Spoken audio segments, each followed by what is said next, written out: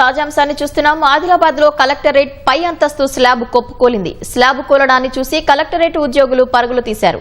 అందరూ సురక్షితంగా బయటపడటంతో అధికారులు ఊపిరి పీల్చుకున్నారు. మరిన్ని వివరాలు మా ప్రతినిధి మణికేశ్వర్ అందిస్తారు. ఉమ్మడి ఆదిలాబాద్ జిల్లాను కుండపోత వర్షం అతలాకుతలం చేస్తుంది. జనజీవనం పూర్తిగా స్తంభించిందనుకుంటూ తాజాగా ఇప్పుడు ఆ పాలనా వ్యవస్థకు గుండెకాయ లాంటి కలెక్టరేట్ భవనమే కుప్పకూలింది.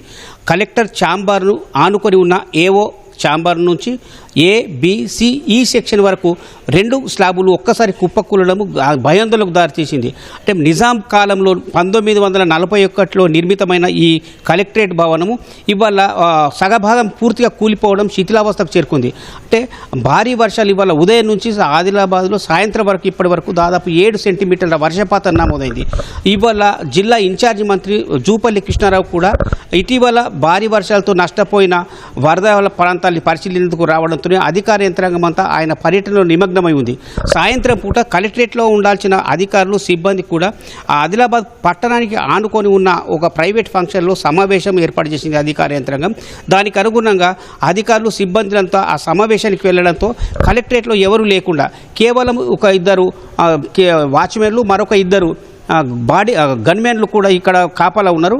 కాసేపు అరగంట కింద మనం ఉన్న ఇప్పుడు కలెక్టరేట్ భవనం వెనుకలో పై అంతస్తులో కలెక్టర్ ఛాంబర్ ఉంటుంది. దానికి ఆనుకొని అడ్మినిస్ట్రేషన్ ఆఫీసర్ ఛాంబరు, అటు తర్వాత కొన్ని వివిధ సెక్షన్లకు సంబంధించిన ఛాంబర్లు ఉన్నాయి. దీన్ని ఒకేసారి పై అంతస్తు నుంచి ఒకేసారి కూలిపోయి మొదటి అంతస్తు మీద ఉంటుంది. ఆ మొదటి అంతస్తు నుంచి కిందికి పడిపోయింది.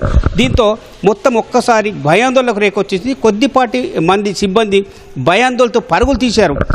కొంతమంది సూపరింటెండెంట్లు, కొంతమంది జూనియర్ అసిస్టెంట్, సీనియర్ అసిస్టెంట్ ఉండడంతో ఒక్కసారి భయాందోళనకు గురి కావడం, కలకలం రేకెత్తింది. వెంటనే ప్రాణాలను అరచేతులను పట్టుకొని చెప్పి భయాందోళనకు వెళ్ళిపోయారు. ఏం మాట్లాడాలో తెలియని పరిస్థితులకు ఉంది. 1941లో నిర్మితమైన ఈ భవనానికి గతంలో 2018లో మరమ్మతులు చేయాలని చెప్పి అప్పటి జిల్లా కలెక్టర్ దివ్య దేవరాజన్ కూడా ప్రతిపాదనలు చేసి ప్రభుత్వానికి పంపించారు. దానికి అనుగుణంగా 3.5 కోట్లు కూడా మంజూరైంది. ఆ మంజూరైన పనులకు నిధులు విడుదల కాకపోవడంతో మరమ్మతులు సరిగా జరగలేదు. ఆ తర్వాత మరొకసారి 40 లక్షలు కేటాయించారు. అప్పుడు కూడా సరిగైన పని కాలేదు. ఫలితంగా ఒకేసారి భారీ వర్షాల కారణంగా ప్రతిసారి నీళ్లు ఊరడము, తర్వాత శీతలావాస్ భయంతో ఉద్యోగులు, సిబ్బందిని విధులు నిర్వహించడం జరుగుతుంది.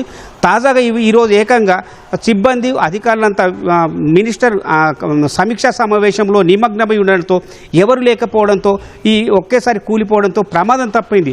ఒకవేళ కూలిన ఈ ఘటన కనుక మధ్యాహ్నమైనా లేదా సాయంత్రమైనా, ఉదయమైనా దాదాపు సందర్శకులతో పాటు ఆ కలెక్టరేట్ ఉద్యోగులు కూడా భారీగా ప్రాణ నష్టం జరిగేది ఒక భయాందోళన వ్యక్తమవుతుంది. ఈ ఘటన ఇప్పుడు జిల్లా వ్యాప్తంగానే కాకుండా అధికార ప్రజాప్రతినిధులు తాజాగా కలకలం రేకెత్తించింది. ఈ ఘటన తెలుసుకుని ఇప్పుడు ఇన్ఛార్జి మంత్రి జూపల్లి కృష్ణారావు కూడా తెలిసింది. ఇప్పుడే మా పార్లమెంట్ సభ్యుడు గోడం నగేష్, ఎమ్మెల్యే పాయల్ శంకర్ కూడా వచ్చి లోనికి వెళ్ళి ఇక్కడ శిథిలంగా వస్తకు చేరుకున్న భవనాన్ని చూస్తున్నారు. వాస్తవంగా గత ప్రభుత్వం ఆదిలాబాద్ కొత్త కలెక్టరేట్ భవనాన్ని నిర్మాణంకు అనుమతి ఇచ్చింది. 50 కోట్లు మంజూరు చేసింది. దానికి చాబ్రా అనే సంస్థ కూడా నిర్మాణంకు చేపట్టింది. కానీ నిధులు సరిగా విడుదల చేయకపోవడంతో అది ప్రతిష్టంభన నెలకొంది. దాంతో కొత్త కలెక్టరేట్ నిర్మాణం కాకపోగా పాత కలెక్టరేట్లోని విధులు నిర్వహించాల్సి వస్తుంది. ఈ ఘటన దీన్ని కనుక ఒకవేళ పునరుద్ధరించడానికి పూర్తిగా అవకాశం ఉంది. కలెక్టరేట్ భవనం 6 ఎకరాల విస్తీర్ణంతో ఉంది. దీన్ని ఆనుకొని మరొక 6 ఎకరాలతో జిల్లా పరిషత్ కార్యాలయం కూడా ఉంది.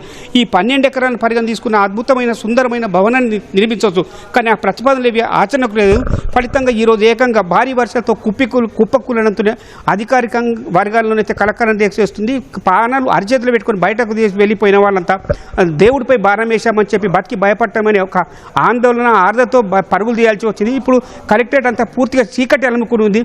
ప్రభుత్వం దీనిపైన ఇప్పుడు ఏం చర్యలు తీసుకుంటుంది, లేదా మరి కాసేపట్లో ఇక్కడ జిల్లా ఇన్ఛార్జి మంత్రి జూపల్లి కృష్ణారావు కూడా రానున్నారు.